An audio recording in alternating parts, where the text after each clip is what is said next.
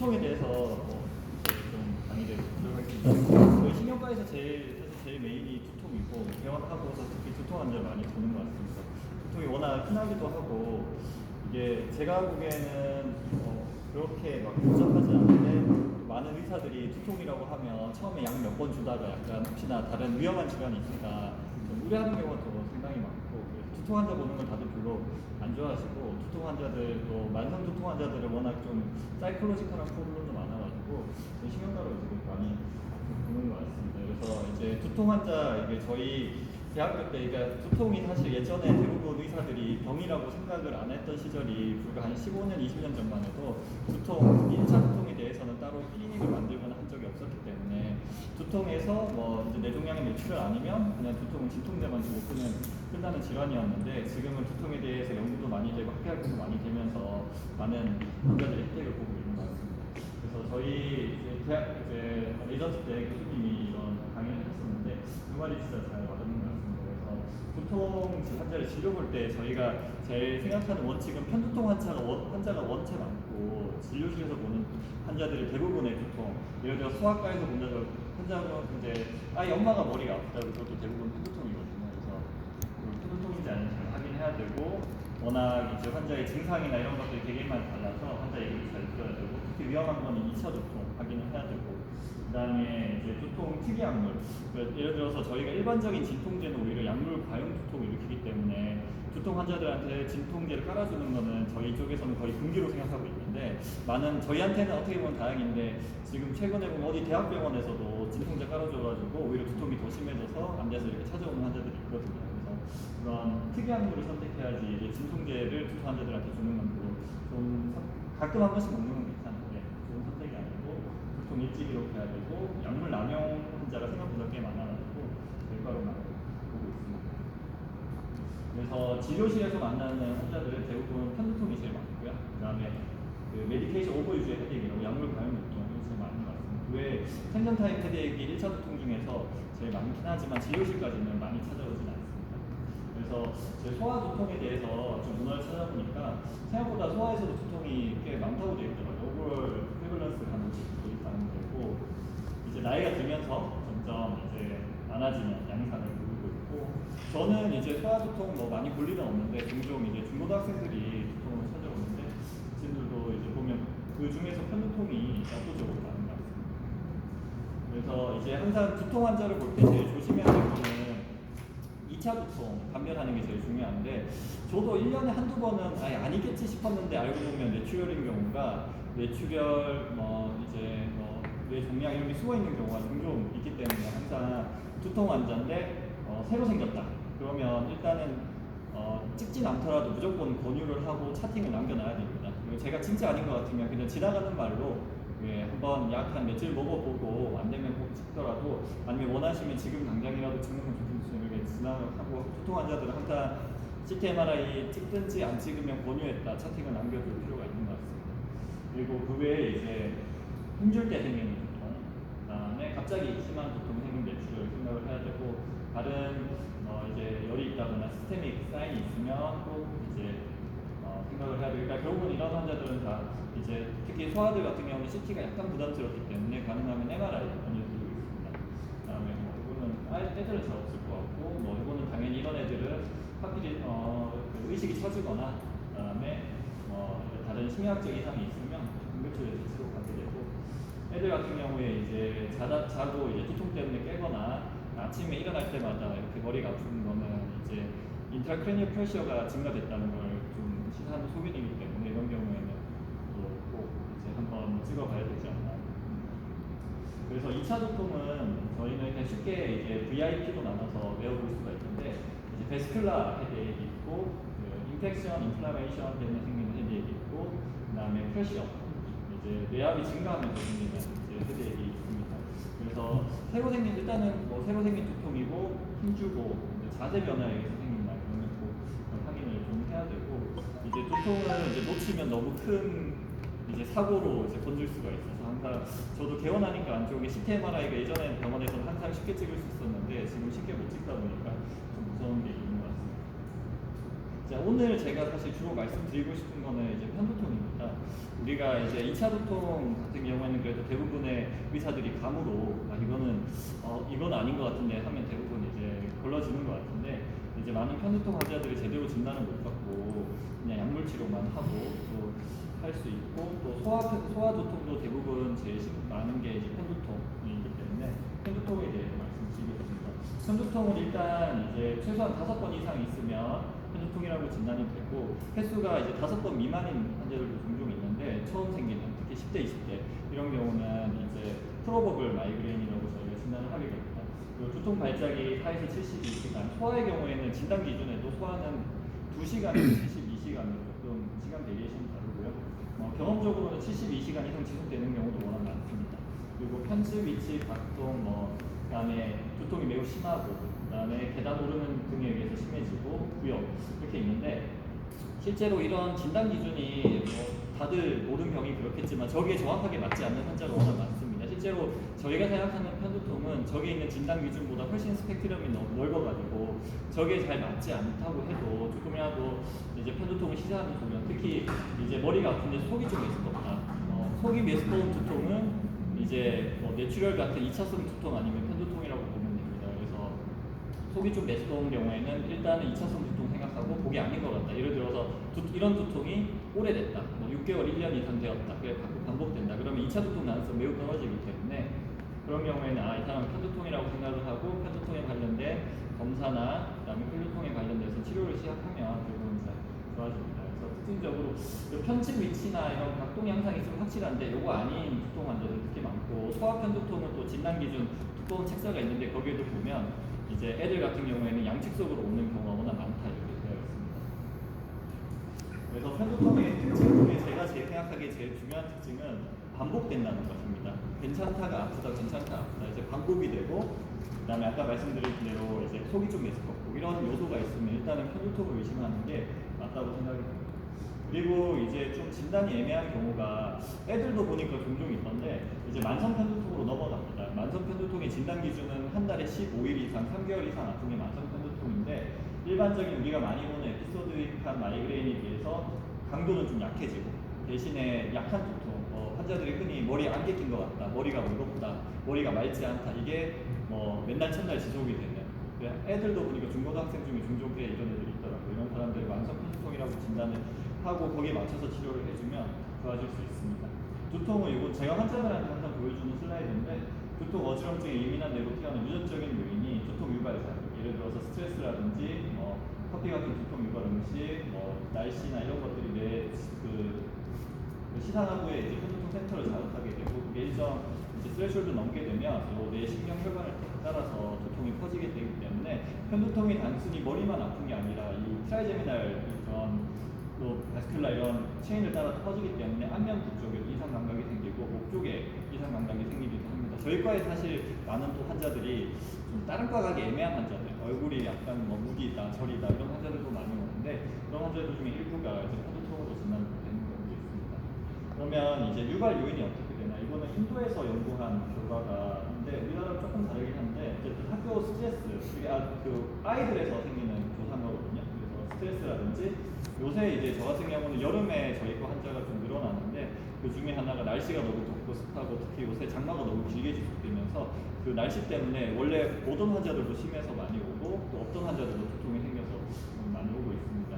강한 햇빛이라든지 소음, 스피커 소리 이런 거 이제 환자들한테 보여주면서 얘기해보면 자기 이러이러 해당된다 다들 얘기를 많이 하십니다. 그 외에 이제 사실 요새 현실에서는 스마트폰이 제가 보기에 되게 크게 영향을 미치고 폰을 하는 게임이나 수면제도 묘한 호르몬 변화, 초콜릿. 그래서 편두통이라는 거는 기본적으로 뇌가 되게 남들보다 몇 배나 예민한 사람이고 그럼 뇌를 자극하는 각종 화학 물질이 다른 자극들에 의해서 뇌가 이렇게 활활 타오르는 현상이기 때문에 이런 모든 뇌에 영향을 미치는 것이 안 좋을 수 있습니다. 그래서 두통 유발 음식 같은 경우는 커피가 있는데 그래서 혹시나 이제 환자 보다가 어머니들 중에 이제 머리가 아프시다는 분들이 있으면 커피 드시냐 물어보고 커피만 끊으라고 해도 경험적으로 두통이 반 이상이 좋아지는 보자. 그래서 커피를 근데 저 같은 경우는 평생 끊을 수는 없기 때문에 한 달만 일단 끊어보시라고 얘기를 하고요. 처음에 좀 끊기 힘들어하지만 잘 이렇게 설득해서 한 달만 끊어보면 보통 한 2주, 3주차 지나면 두통이 많이 좋아지거든요.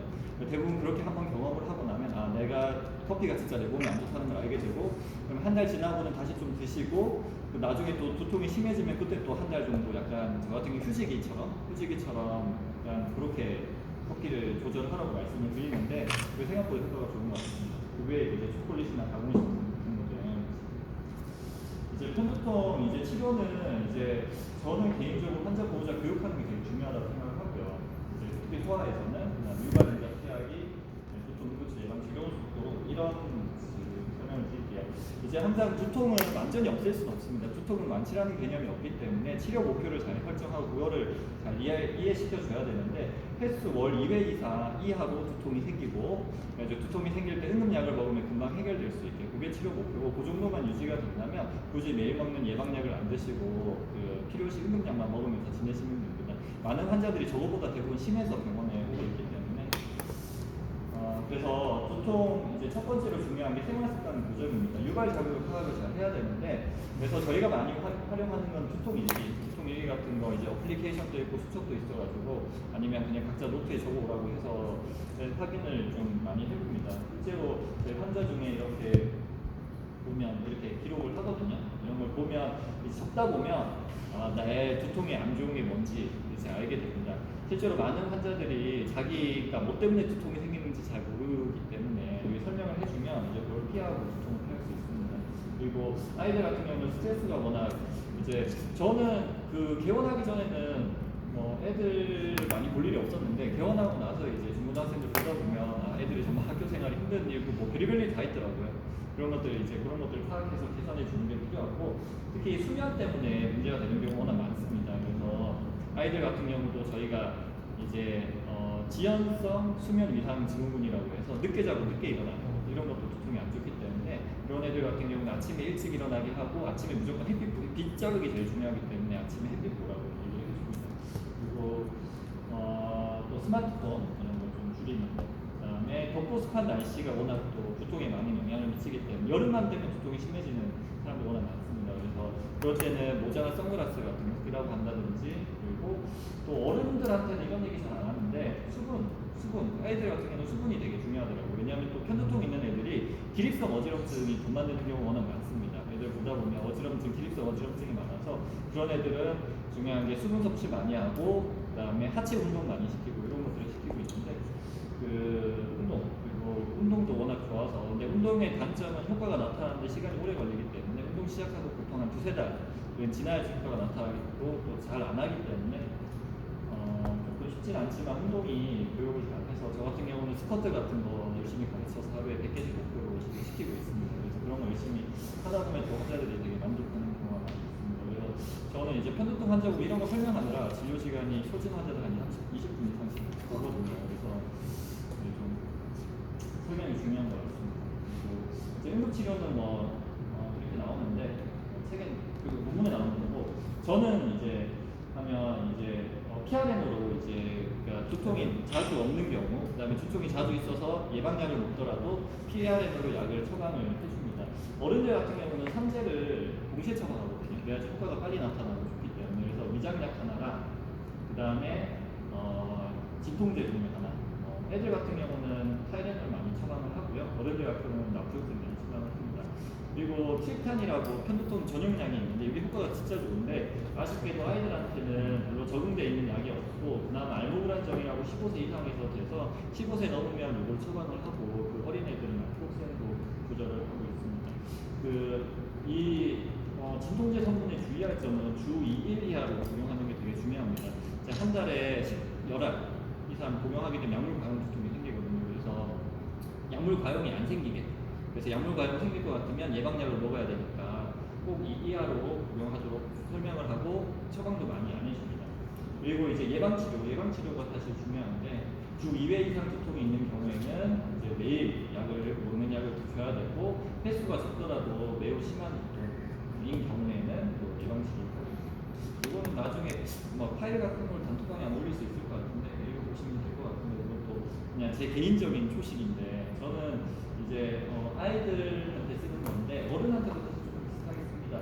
요새 이제 토피라메이트가 워낙 효과가 좋고 이제 선생님도 워낙 토피라메이트 같은 거 많이 익숙한 약이 될 텐데 토피라맥스 이게 토피라맥스 같은 경우는 저림증은 좀 조심을 해야 되고요. 약을 먹다 보면 저리다고 해서 타이트레이션 실패하는 경우가 많아서 좀 로우 도즈로 시작을 해야 되고 그 다음에 프로프라놀은 이제 그 에비던스 좀 떨어지는데 경험적으로 많이 쓰니까 저도 이제 처음에 오면 뭐 인레놀 정도 한 번만 주든지 아니면 토파맥스 주든지 이렇게 1차를 이렇게 해보고 그 다음에 이걸로 안 된다 그럼 일주일 간격으로 팔로우하면서 안 된다 그러면 요거 용량 올리든지 아니면 양산 봐서 2차 이거 2차 약제라는 건 제 마음의 2차입니다. 제 마음의 2차 뭐 교과서 이렇게 나오는 게 아니라 제 마음의 2차 약제를 이렇게 쓰는데 플루나리진 같은 것도 많이 쓰고 백프엑스도 쓰고 아미트립틴도 쓰는데 이게 저는 익숙하지만 신경과 약은 무조건 다 타이트레이션을 다 해야 되는 약들이 기본이고 또 부작용이 다들 일단 졸리고 어지러운 부작용들을 거의 대부분의 약이 다 가지고 있고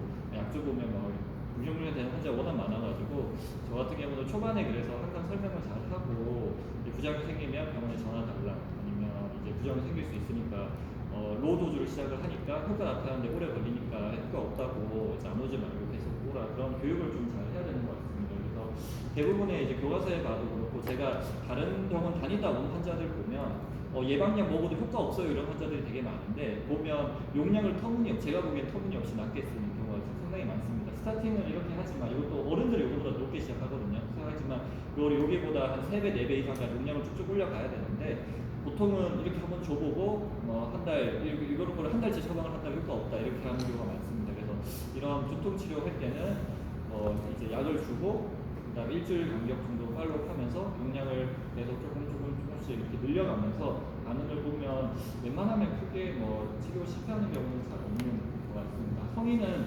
저는 이제 두통 치료할 때 약간 그런 마인드인데 로우 도즈를 여러 가지 콤비네이션 치료를 하는 게 부작용이 적다고 생각을 해서 교과서 같은 데는 저희 이제 시저 약도 그렇게 좀 요새 트렌드가 약간 그렇게 가는데 예전에는 모노세라피를 시작을 해서 고용량으로 가는데 이제 폴리세라피 대신 로우 도즈 그런 식으로 가는 컨셉으로 가는 게 사이드가 좀 적은 것 같고 드럭 인터랙션 그렇게 많은 약들은 아니기 때문에 그런 식으로 이제 하고 있습니다.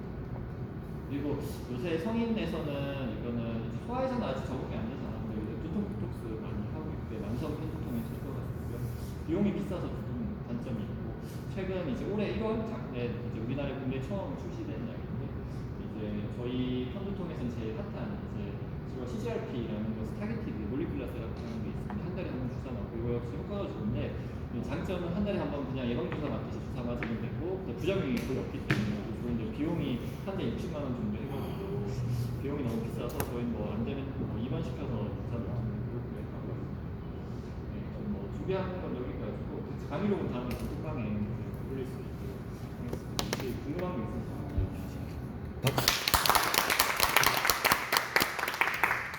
여기까지 녹화했습니다.